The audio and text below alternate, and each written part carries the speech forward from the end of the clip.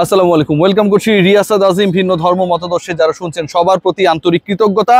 Bangladesh cricket board প্রাঙ্গণে এই প্রথমবার বাংলাদেশ ক্রিকেটের গত ৮ মাসের সবচেয়ে বিতর্কিত, আলোচিত, নিয়ম না মানা চরিত্র একনায়কের ভূমিকায় যিনি চলে গেছেন অনেকটা বিভিন্ন ইস্যুতে, এবং যার ব্যর্থতা বাংলাদেশের ক্রিকেটকে, মাঠের বাইরের ক্রিকেটকে অনেক বেশি প্রশ্নবিদ্ধ করেছে, সেই ফারুক আহমেদের ব্যাপারে, তার পদত্যাগের ব্যাপারে, তিনি মুক্ত বিসিবির ব্যাপারে এজিটেশন বা বিক্ষোভ হয়েছে।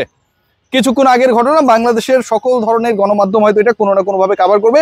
সাংবাদিকরা যখন মিরপুর ছেড়ে চলে গেছিল বা যাওয়ার অপেক্ষায় ছিল, ঠিক সেই সময় সেই বিক্ষোভটা শুরু হয়, এবং সেই বিক্ষোভে যারা অংশগ্রহণ করেছেন তারা কারা আমরা জানি না, বাট ক্রিকেট প্রেমী জনগণ বা জনতা হিসেবে তারা নিজেদেরকে আখ্যায়িত করেছেন। ফারুক আহমেদের বিরুদ্ধে বিভিন্ন স্লোগান যেগুলো দেওয়া হয়েছে, এগুলো কোনোটাই অমূলক না।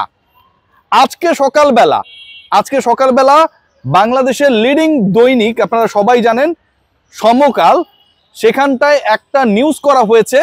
মানে আমি তো ফারুক আহমেদের এগেনস্টে এই কারণে অনেক নিউজ করি, আমি জাস্ট আমার বাইরে যে ঘটনাগুলো ঘটছে সেই ব্যাপারগুলো আপনাদের সামনে একটু তুলে ধরার চেষ্টা করছি। সেই সমকালে নিউজ করা হয়েছে, বাংলাদেশ ক্রিকেট বোর্ড থেকে ফারুক আহমেদকে অপসারণের একটা প্রক্রিয়া শুরু হয়েছে। নির্বাচনকালীন সভাপতি হিসেবে আমিনুল ইসলাম বুলবুল দায়িত্ব টেক ওভার করবেন, বা বাংলাদেশ যে স্পোর্টস মিনিস্ট্রি রয়েছে, এনএসসি রয়েছে, ন্যাশনাল স্পোর্টস কাউন্সিল, তারা আমিনুল ইসলাম বুলবুলকে সেই দায়িত্ব দেবে। সো এই যখন সিচুয়েশন, ঠিক তখন মোটামুটি একটা ব্যাপার পরিষ্কার, একটা ইস্যু একদমই ক্লিয়ার, যে ফারুক আহমেদের বাংলাদেশ ক্রিকেট বোর্ডে থাকাটা এখন সুতোয় ঝুলছে, তার ভাগ্য সুতোয় ঝুলছে। যেই ফারুক আহমেদের নেতৃত্বে বাংলাদেশ মাত্র 1 মাসের মধ্যে, খেয়াল করে দেখুন, জিম্বাবুয়ের সাথে হেরেছে, এবং এই জিম্বাবুয়ের সাথে হারার ঘটনাটা ফারুক আহমেদ এত বাজেভাবে ক্রিকেট বোর্ড চালাচ্ছিলেন, বাংলাদেশের সকল ব্রডকাস্টার আগে থেকে মনে টের পাইছিল, যে কারণে কেউ ব্রডকাস্ট রাইট কেনেনি, বিটিভিতে খেলা দেখাইতে হয়েছে। মার্কেটিং কমিটির দায়িত্বে কিন্তু ফারুক আহমেদ নিজে, যিনি এই রাইটটা সেল করার সাথে জড়িত, সেই কমিটি তিনি কোনো মিটিংও করেন না। বাংলাদেশ দল আরব আমিরাতের মতো দুর্বল টি-20 সাইডের সাথে হেরেছে, টানা 2 ম্যাচে হেরেছে। ফারুক আহমেদ গিয়ে 1 ম্যাচ বাড়িয়েছেন সিরিজ জয়ের জন্য, বাংলাদেশ হেরে গেছে। বাংলাদেশ দল 205 রান করার পরেও প্রতিপক্ষের জন্য সেই রানটা যথেষ্ট হয়েছিল চেস করার জন্য। পরের ম্যাচে 7 উইকেটে বাংলাদেশ পরাজিত হয়ে যায়। ভয়াবহ সিচুয়েশন। ওয়ানডে র্যাঙ্কিং এ বাংলাদেশ দলের অবস্থান হচ্ছে 10, 12-13টা দেশ খেলে, বাংলাদেশের অবস্থান 10। ফারুক আহমেদ দলের অবস্থা যাই হোক, বিদেশে যাওয়াটা ছাড়েন না, মিস করেন না। রাজশাহীতে খেলা হয়, সিলেটে খেলা হয়, চট্টগ্রামে খেলা হয়, বিকেএসপিতে খেলা হয়, ঢাকা লিগ হয়, অন্যান্য লিগগুলো হয়, সেগুলো দেখার ব্যাপারে ফারুক আহমেদের কোনো আগ্রহ নেই। কিন্তু তিনি বিদেশে খেলা হলেই বিজনেস ক্লাসে চড়ে ঠিকই 5 স্টারে চেপে যান।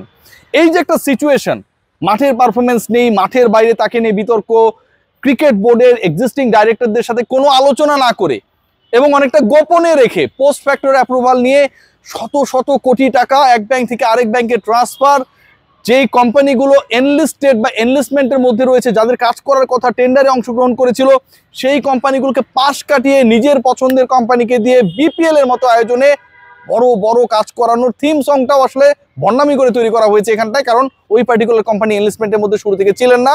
ব্যাকডেটে কাগজ তৈরি করা সকল প্রমাণ আমাদের কাছে রয়েছে, আমি দেখিয়েছি।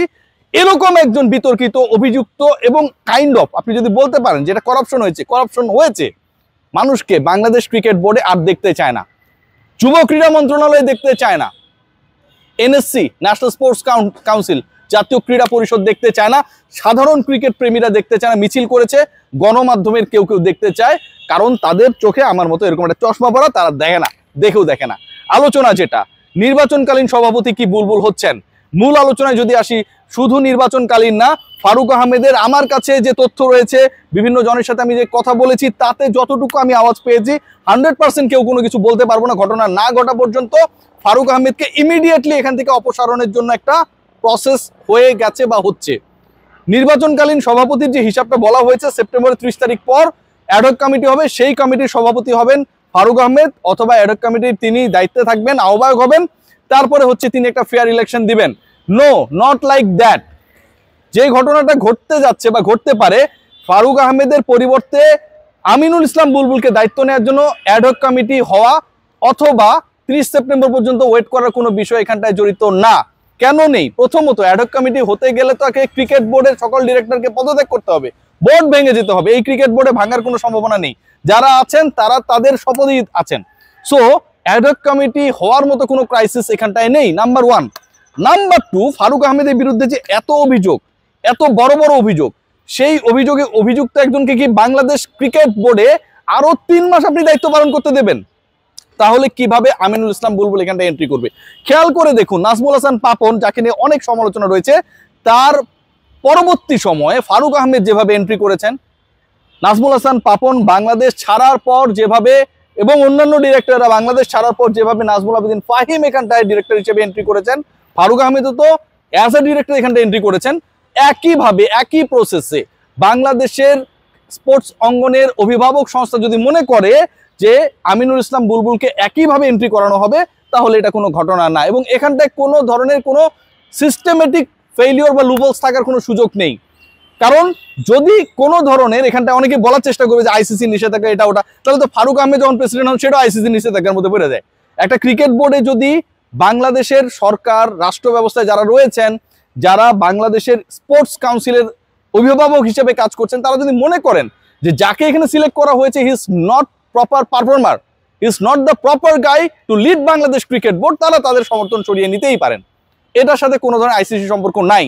এবং একইভাবে নতুন যিনি আসবেন আমিনুল ইসলাম বুলবুল, সেই মানুষটা আমরা যতটুকু জানতে পারছি তিনি টেক ওভার করবেন এবং বাংলাদেশ ক্রিকেট বোর্ডকে নেক্সট ইলেকশন পর্যন্ত রান করাবেন। আমিনুল ইসলাম বুলবুল 30শে সেপ্টেম্বরে দায়িত্ব নেবেন, দায়িত্ব নেওয়ার পরে পরবর্তী ইলেকশন করবেন, নট লাইক দ্যাট।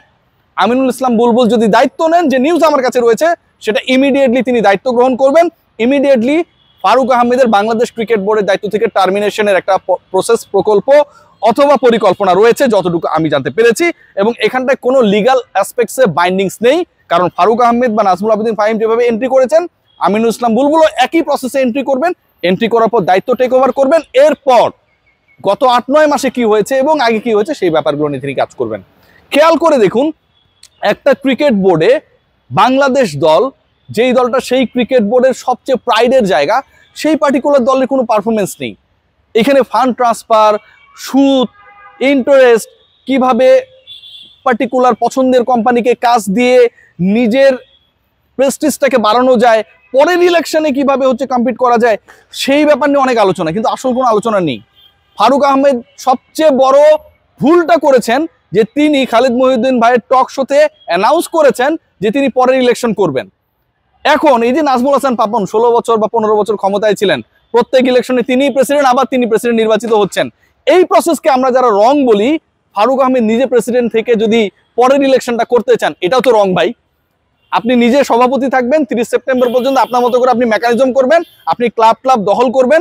অনেক জায়গায় অনেক ধরনের আলোচনা রয়েছে যে তিনি এই দখলদারিত্বে বিশাল একটা গোষ্ঠীকে নিয়ে দায়িত্ব পালন করছেন। সমকালে রিপোর্ট এসছে যে বাংলাদেশে একটা বিশাল গ্রুপকে নিয়ে তিনি এখানে একটা গ্রুপিং করছেন, এবং সেই গ্রুপিং করে তিনি ক্লাব, ভোট এগুলো দখল করছেন।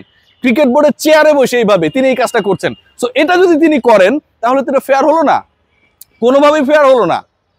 যুব ক্রীড়া উপদেষ্টা তার ব্যক্তিগত সহকারীকে তার ব্যাপারে জিরো টলারেন্স দেখিয়েছেন। আমরা জানি দেশ থেকে নিষেধাজ্ঞার নিউজ এসেছে, আমরা দেখেছি এনআইডি ব্লক করার নিউজ এসেছে।